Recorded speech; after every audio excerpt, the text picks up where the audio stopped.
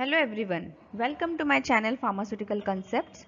Let us learn together assay of ephedrine hydrochloride by non-aqueous titration.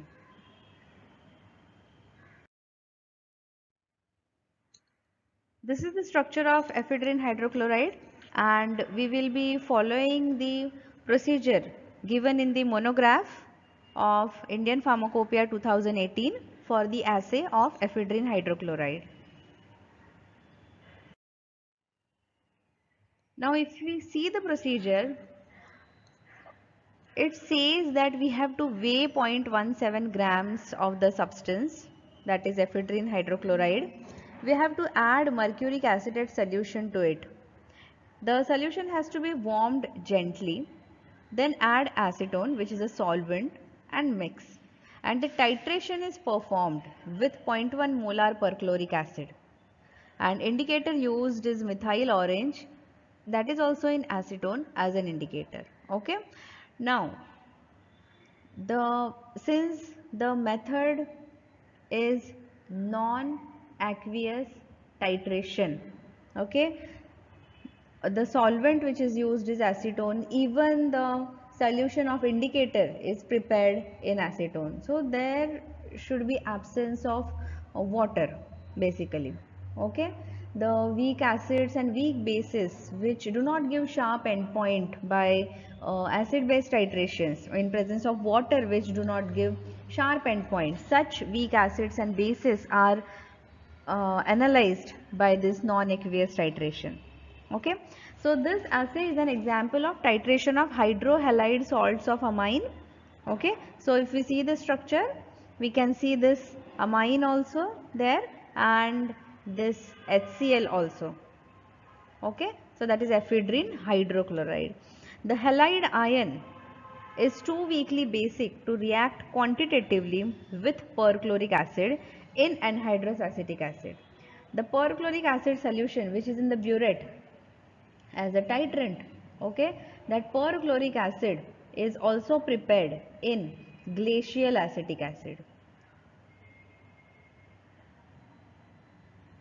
Okay, and it is standardized using KHP, that is potassium hydrogen phthalate. Now why this mercuric acetate has been added in the procedure? Okay, it is addition of mercuric acetate to halide salt replaces the halide ion by an equivalent quantity of acetate ion. Okay, so this mercuric acetate and halide, that is Cl minus, they react with each other and the equivalent amount of acetate ion is formed. Now this is a strong base in acetic acid. This we have to remember that this acetate ion which is now formed, that is acting as a base. Methyl orange indicator gives color change from yellow to red. Now this acetic acid which we have used for the preparation of perchloric acid. What is this perchloric acid? This is the titrant which we are using in this assay procedure. Okay, so I am talking about this acetic acid which is used for preparation of this perchloric acid, which is the titrant. It acts as a weak acid. It's a weak acid. Why? Because it dissociates to very slight extent. Its dissociation happens in this way. Okay, and still in the solution some molecules remain undissociated. So we say that it dissociates to a slight extent and thus it is a weak acid, and it is frequently used for the titrations of titrations of the basic substances, okay, like ephedrine hydrochloride. Now this is a weak acid, but in presence of strong acid like perchloric acid, this acetic acid can accept the protons which are given away by perchloric acid. Okay, this perchloric acid,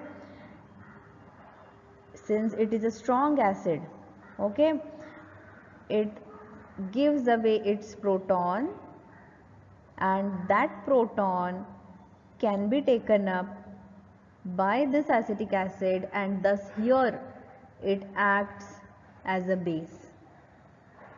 Okay, so this ion then called as acetonium ion. Okay, and this acetonium or this onium ion can donate its proton almost instantly to the corresponding base. Hence, a solution of perchloric acid in glacial acetic acid functions as a strongly acidic solution.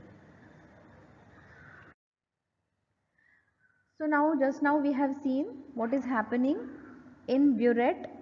My titrant is there. That means I have HClO4 in the burette. I have this acetic acid in the burette. And what is happening in the burette? In the burette, this acetonium ion is formed and plus ClO4 minus. Okay, chlorate is there. Now, what is there in the conical flask? Okay, that we will see. In conical flask, I have the drug, that is ephedrine hydrochloride.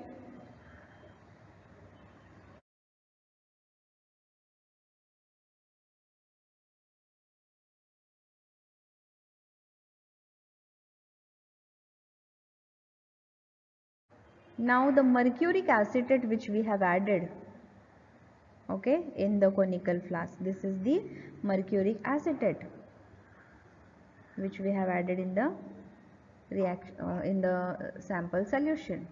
So this halide, okay, this chloride ion then reacts with mercuric acetate and forms mercuric chloride, and yes, the acetate ion. Now in the conical flask we have this acetate ion, and in the burette I have this acetonium ion. Okay, so from burette what is falling down? Actually it is the onium ion which is falling down in the conical flask, where there is this acetate ion present. Okay, so the actual proton transfer or hydrogen transfer is happening between these two. Okay, so actually the titration reaction which we can show is in this way.